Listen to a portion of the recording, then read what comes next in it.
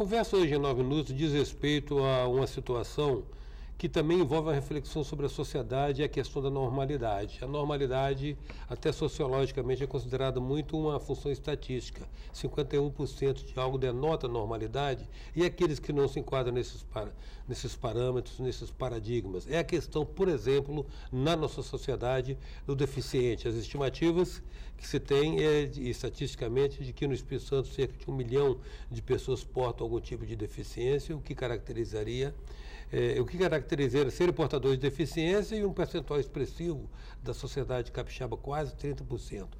Nós queremos falar sobre isso, sobre a perspectiva do mundo e da vida e de como se relaciona com a sociedade a partir da visão e do ponto de vista de uma pessoa que porta deficiência, que nos trouxe ao nosso convidado de hoje.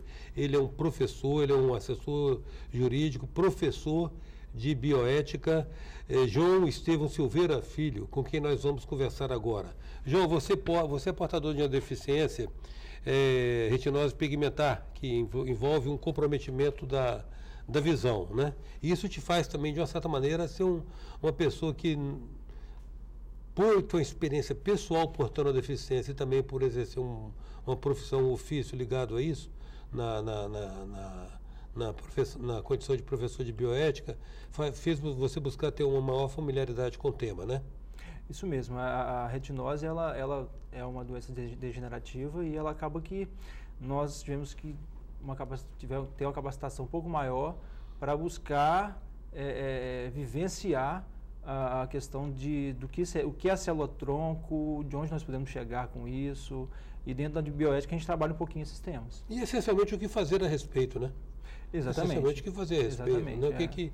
Porque há situações em que a aceitação é uma libertação e há situações em que a aceitação é um conformismo que não seria pertinente. No seu caso, você vai estabelecer qual o limite das suas possibilidades, né? Exatamente. A gente espera que a ciência ela continue avançando para que a gente possa, no futuro próximo, resolver essa questão. Mas como professor de bioética, a gente joga para os alunos todas as possibilidades e para que eles tenham uma noção do que de onde podemos chegar, né? Uhum. Agora, como é que você vê essa questão da deficiência e essa relação deficiente e sociedade, João? Hoje a sociedade, dentre as barreiras que existem, nós temos barreiras físicas e barreiras comportamentais. Nós temos não só uma calçada, um obstáculo, mas também as pessoas que também não conseguem saber lidar com as deficiências e os deficientes, né? Então, o desconhecimento é geral. Então, a gente tem essas duas limitações. Agora, parece que são situações um pouco mais perversas quando se tratam de deficiências que não são imediatamente percebidas, né?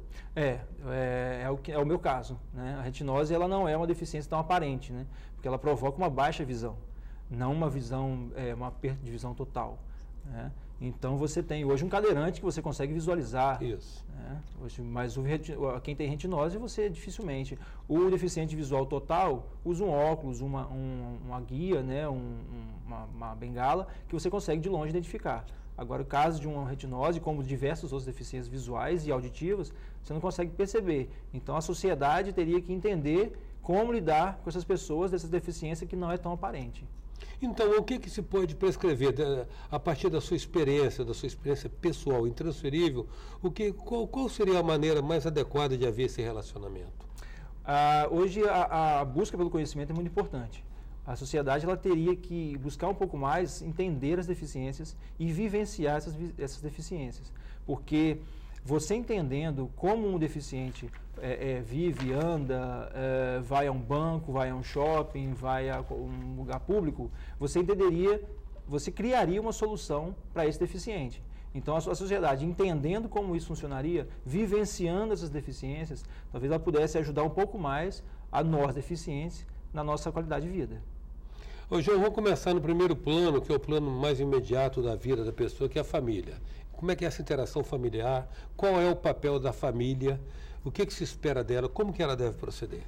A família é o núcleo, né? É o núcleo. Hoje a gente tem que preocupar muito com a instrução familiar. A família, quando ela observa uma criança deficiente, um adolescente, ela tem que buscar profissionais adequados, entender o mundo dessa criança, para que essa criança, dali, ela parta para a sociedade. Não adianta a família colocar essa criança, esse deficiente, numa bolha, né? Porque quando ele for para a sociedade, o que vai acontecer? Ele não vai saber lidar com as circunstâncias e as barreiras que a sociedade já possui. As barreiras são para todo mundo, principalmente para os deficientes. Então, a família, sendo uma família, o núcleo básico, e ela dando todo esse apoio para o deficiente, quando ele sair para a escola, para o mercado de trabalho, ele vai sair muito mais capacitado, muito mais seguro de si. Então, eu digo que hoje a minha família foi a base de tudo. Para a minha deficiência, para eu ser lançado no mercado de trabalho, para a minha educação, a minha família foi muito importante, porque eles compraram a causa como compram até hoje. Você estava falando a respeito do como é decisiva a participação e envolvimento da família na inserção social de um deficiente, né? Isso significa também que a família não pode negligenciar algum tipo de atendimento que envolva transferir apenas para os especialistas a responsabilidade para lidar com esse assunto. Isso, a observação da família, como eu disse, a observação inicial, você constatar que a sua criança, por exemplo, ela está tropeçando demais, ela não está atenta naquilo que você está dizendo, ela apresenta algum tipo de dificuldade de locomoção. Então, essa atenção, você busca informação e aí sim, você leva ela para um especialista e o especialista, a 4 mãos, vocês vão elaborar um planejamento, uma estratégia para que essa criança ela tenha um desenvolvimento dela escolar, profissional e outros desenvolvimentos. Ou seja, mas não só deixar com o especialista caber na própria família, buscar também um conhecimento e a conscientização. Exatamente, porque também a criança, ela vive, o adolescente, o deficiente vive na casa dos pais, né, durante muitos anos. Então a família tem essa importância primordial. Ô João, como professor de bioética, você deve estar familiarizado com essas cifras. Qual a estimativa de percentual da população do Espírito Santo e do Brasil que portam algum tipo de deficiência? Segundo o último censo do IBGE 2010, foram constatados 45 milhões de pessoas com deficiência no Brasil e no Espírito Santo quase 1 milhão de pessoas com algum tipo de deficiência, sendo elas, dentre várias categorias, mentais, deficiências auditivas, deficiências visuais, locomotoras. Então, tem diversos tipos de deficiências desse 1 milhão de pessoas. Parece que nós estamos ligeiramente acima, então, da média nacional, né? Estamos, um pouco acima, na faixa de 30%, na média nacional, na faixa de 20 e poucos por cento. 20 e poucos por cento. Agora, e com relação à questão da grande afirmação social de uma pessoa que seja ela deficiente ou não, que é a perspectiva do trabalho, a perspectiva de ser produtivo e exercer uma profissão? É uma das barreiras, uma das lutas das pessoas com deficiência. Existem já algumas vitórias. Hoje nós temos no concurso público uma reserva de vagas para pessoas com deficiência e as grandes empresas também devem ter em seus quadros um percentual de pessoas com deficiência. Agora, essa pessoa tem que chegar lá, né? Ela tem que ser qualificada, ela tem que se capacitar, porque senão ela fica no nível de qualificação de emprego que não chega numa chefia, por exemplo. Então, hoje, as pessoas com deficiência, elas qualificando, se capacitando, que elas são competentes, elas conseguem também. Então, elas podem chegar a níveis de emprego, de gerência, de chefia, como uma pessoa que não tem deficiência.